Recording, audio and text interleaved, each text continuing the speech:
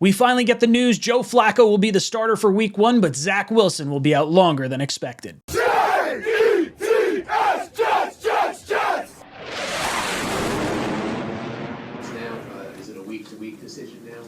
No, to be honest with you guys, and I'm just going to lay this out, so I really don't want to talk about the situation anymore. So the earliest he's going to be available is Pittsburgh.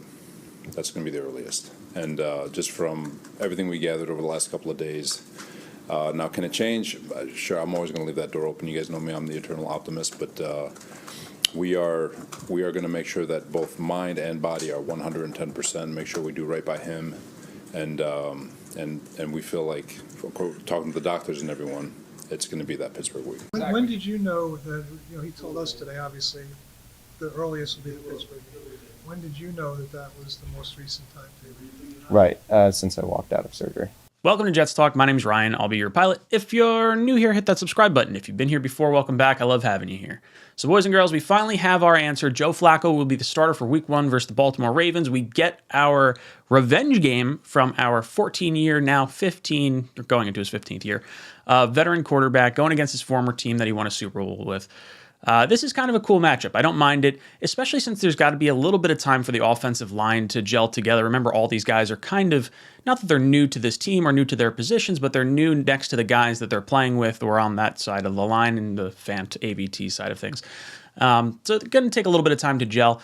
Now, Joe Flacco starting, I do think his 14-year veteran status is going to provide a little bit more stability at the beginning part of the season when you have a very tough Ravens defense, a very tough Browns defense, and then obviously the Super Bowl losing Bengals at the beginning part of your season. It's not an easy stretch by any stretch of the imagination.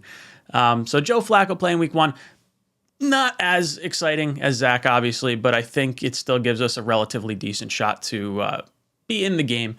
And it also allows us to grade some of the other players on our roster too. Like we heard Garrett Wilson sort of say it during training camp, like Joe Flacco has that sort of touch on a ball. He knows how to take a little bit of the 100-mile-an-hour fastball and dial it back a little bit, so it's a little bit easier to catch. So I think maybe that's a little bit of a good thing as well, so you can kind of see some of your other young guys. But the other piece to this is the Zach Wilson side and him being out till week 4, and that's a little concerning. I shouldn't say a little concerning, because when he first went down, I thought it was going to be a season ender. So, everything in perspective, this is like not that bad of an injury. I shouldn't say it's not that bad of an injury. It still sucks that he's missing 3 games.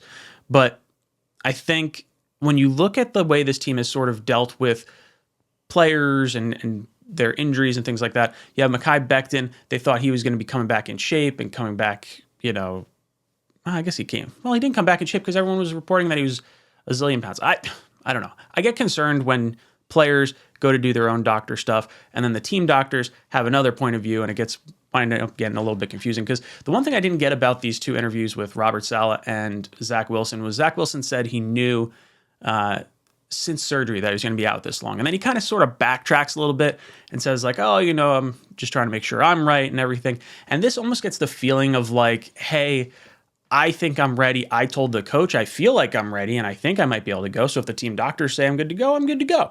And then it almost feels like there was an outside force, whether it be an agent or maybe family side of things or just the other side of the business where it's like, hey, protect yourself kind of a thing, where it's, hey, don't go until you're 100% ready. Because if you wind up missing this entire season, that is a huge blow to your career because you rushed yourself back too early.